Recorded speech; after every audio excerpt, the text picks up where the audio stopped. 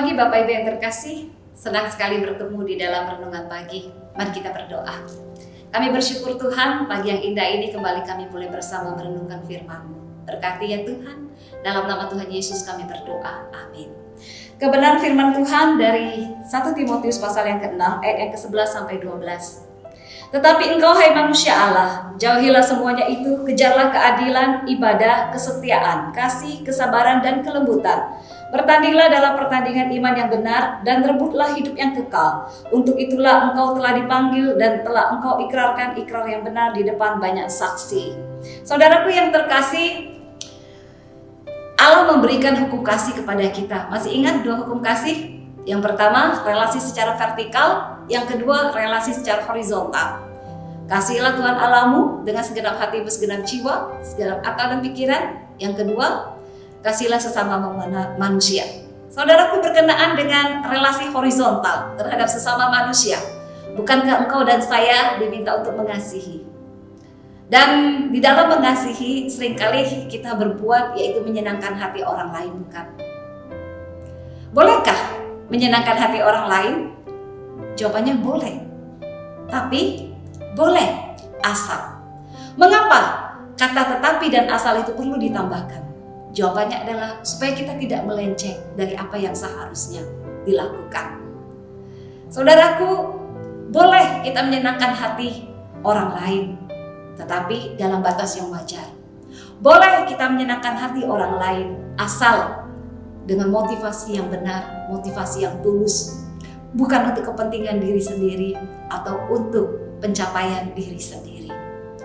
Tentunya dalam hal ini, mengasihi orang lain, menyenangkan hati orang lain, sikap untuk mementingkan diri, egoisme secara pribadi itu perlu kita bawa jauh-jauh, ya, atau dikatakan kita singkirkan jauh-jauh.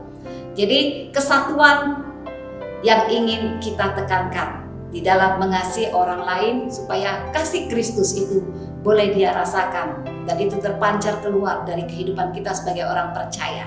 Nah, sebagai orang-orang yang diberikan hukum kasih, baik itu secara vertikal maupun secara horizontal, pernahkah Bapak Ibu berpikir bahwa bagaimana caranya saya melakukan hukum kasih secara vertikal kepada Allah, yaitu menyenangkan hati Tuhan? Apakah itu pernah terbersih di dalam pikiran kita? Dan apakah pernah kita lakukan di dalam hidup kita? Sebuah lagu yang terus mengingatkan engkau dan saya, kita menyenangkan hati Tuhan. Menyenangkanmu, senangkanmu, hanya itu kerinduanku.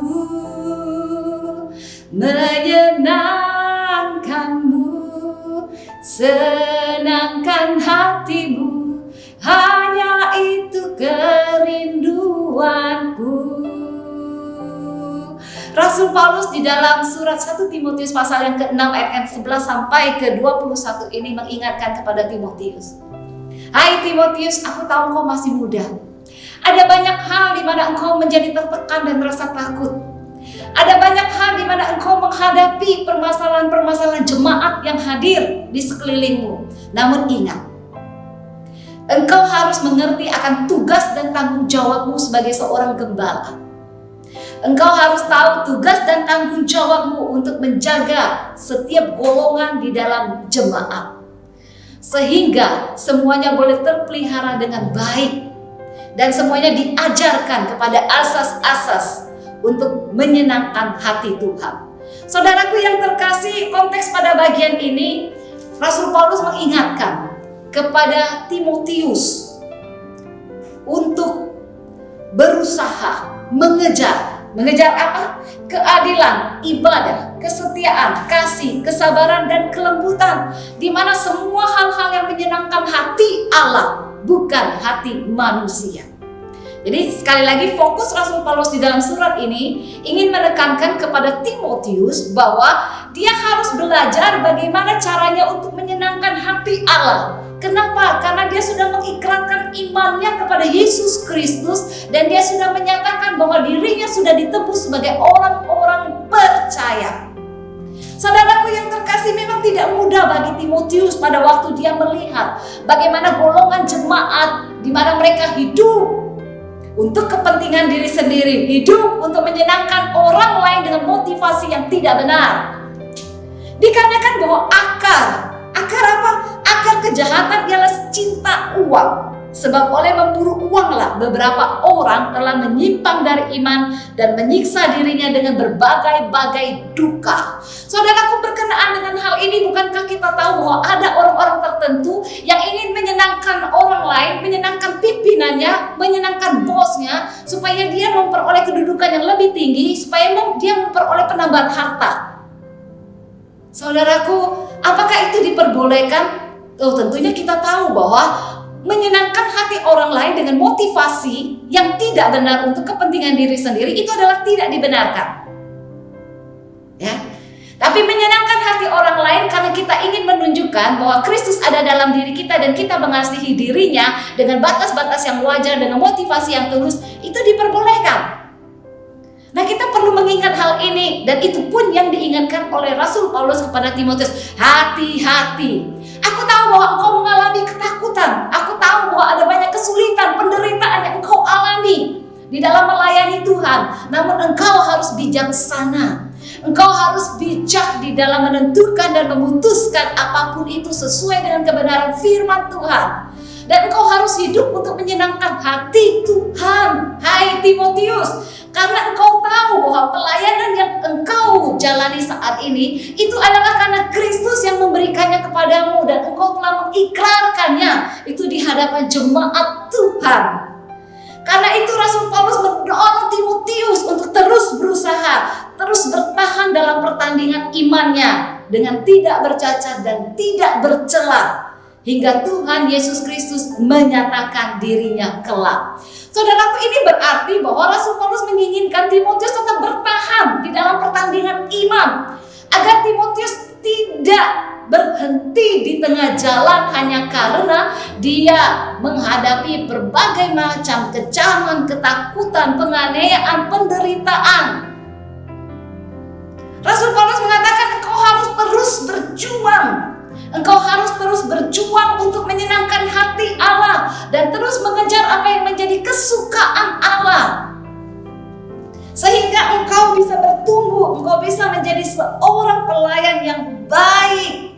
Saudaraku yang terkasih, di dalam ayat yang ke-12 Rasul Paulus mengatakan, bertandinglah dalam pertandingan iman yang benar, rebutlah hidup yang kekal. Untuk itulah engkau telah dipanggil dan telah engkau ikrarkan ikrar yang benar di depan banyak saksi.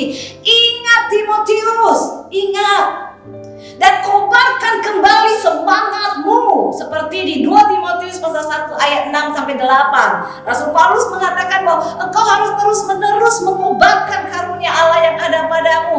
Jangan padam, jangan berhenti pada kesulitan yang saat ini engkau alami, tapi engkau terus maju karena ada Allah yang telah memanggil dan akan memperlengkapi engkau di dalam pelayanan yang engkau lakukan untuk kemuliaan Tuhan.